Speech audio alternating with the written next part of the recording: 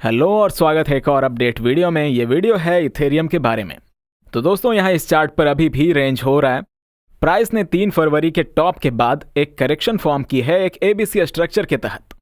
अब हम 78.6% रिट्रेसमेंट के बहुत करीब हैं, जो कि वेव 2 के लिए क्रिटिकल सपोर्ट है। लेकिन फिर भी ये एक बी वेव भी हो सकती है, तो ये एक ए बी भी हो सकता है। इसलिए इनवैलिडेशन पॉइंट यहाँ नीचे 2125 पर है, जो काफी मिलता जुलता है, क्योंकि मैं इसे एक 1-2 स्ट्रक्चर के रूप में देख रहा हूं। लेकिन ध्यान रहे कि जो मैंने वेव 1 लेबल की है वो सिर्फ एक 3 वेव मूव है। इसका मतलब है कि अभी भी चांस है कि ये कुछ और बन सके, जैसे एक बड़ा एबीसी स्ट्रक्चर। यानी कि ये एक 1-2 नहीं बल्कि एक एबीसी हो सकता है, जो एक लार्जर वेव 1 का हिस्सा हो। फिलहाल शॉर्ट टर्म में हमें देखना होगा कि मार्केट क्या इस रीजन से एक अपसाइड रिवर्सल जनरेट कर सकता है, खासकर इस स्ट्रॉन्ग सेल ऑफ के बाद।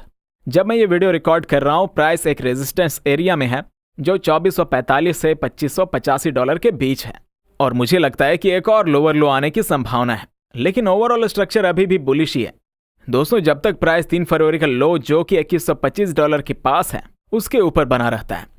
अगर हम बी वेव के प्राइस टॉप से नीचे आते मैक्रो स्ट्रक्चर्स को देखें तो ये वेव 2 के बी वेव का हिस्सा है।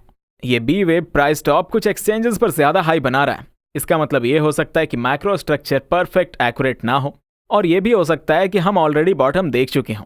लेकिन मेरी एक्सपेक्टेशन ये नहीं है। मैं इसे अभी भी 3 वेव्स डाउन के रूप में देख रहा हूं, जिसमें एक और लोअर लो की संभावना है। लेकिन अगर मार्केट डिसिसिवली 2585 डॉलर के ऊपर ब्रेकआउट करता है तो हमें पहली कंफर्मेशन मिलेगी कि वेव 2 करेक्शन का लो फॉर्म हो चुका है। उसके बाद बुल्स के लिए अगला स्टेप होगा कि इस ग्रीन लाइन जो कि 2927 डॉलर पर है उसके ऊपर ब्रेकआउट करें। ये की पैरामीटर्स हैं। लेकिन अगर एक और लो आता है और 2273 होल्ड नहीं होता, जो एक इंपॉर्टेंट सपोर्ट है, तो क्या होगा? जैसे मैंने कहा, थियोरेटिकली प्राइस वहां रेड लाइन तक जा सकता है, लेकिन अगर उसके नीचे ब्रेक होता है तो सिनेरियो चेंज हो जाएगा बॉस। अगर रेड लाइन के नीचे जाता है तो मुझे चार्ट को दोबारा एनालाइज करना पड़ेगा। वैसे एक्चुअली मुझे उसे दोबारा एनालाइज करने की जरूरत नहीं है, क्योंकि ऑल्टरनेटिव सिनेरियो ऑलरेडी चार्ट पर है। ये एलियट वेव का एक एडवांटेज है कि हमें अल्टरनेटिव सिनेरियोज पहले से पता होते हैं। अगर मार्केट 2125 डॉलर के नीचे ब्रेक करता है तो हो सकता है कि एक और मार्जिनली लोअर लो आए जो 1800 डॉलर के आसपास टारगेट करे, जो अभी भी वेव 4 का एक पार्ट हो सकता है। वाइट सिनेरियो में वेव 4 ऑलरेडी लास्ट अगस्त में 2100 डॉलर के आसपास बॉटम बना चुका है। लेकिन अगर ये लो ब्रेक होता है तो ऑब्वियसली अजम्पशन ये होगा कि वेव 4 अभी भी अनफोल्ड हो रहा है। मैं तब भी बुल्स को एक चांस दूंगा।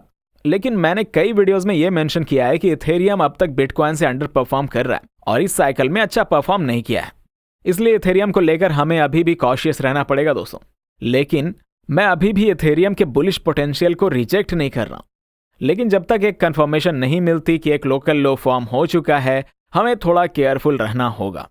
तो ये था इथेरियम का अपडेट। अगर आपको ये पसंद आया हो तो लाइक करें, कमेंट करें और सब्सक्राइब करना ना भूलें। और हाँ, हमें हमारे मेन चैनल MCO ग्लोबल पर भी फॉलो करें। वीडियोस हमारी इंटरनेशनल कम्युनिटी के लिए हैं, जहां सब MCO कम्युनिटीज के साथ आती हैं। यहां हम स्टॉक्स, प्रीशियस मेटल्स और क्रिप्टो करेंसीज के बारे में बात करते हैं। आज मैंने एक वीडियो अपलोड किया है जिसमें मैंने 3 ऐसे कॉइन्स डिस्कस किए हैं जो इस सेल ऑफ के बावजूद नए ऑल टाइम हाई तक रैली कर सकते हैं। मैंने की सपोर्ट लेवल्स, टारगेट्स और ट्रेडिंग आइडियाज भी दिए हैं, तो अगर आप इंटरेस्टेड हैं तो जरूर चेक करें। वीडियो को आखिर तक देखने के लिए बहुत बहुत शुक्रिया। मिलते हैं अगले वीडियो में।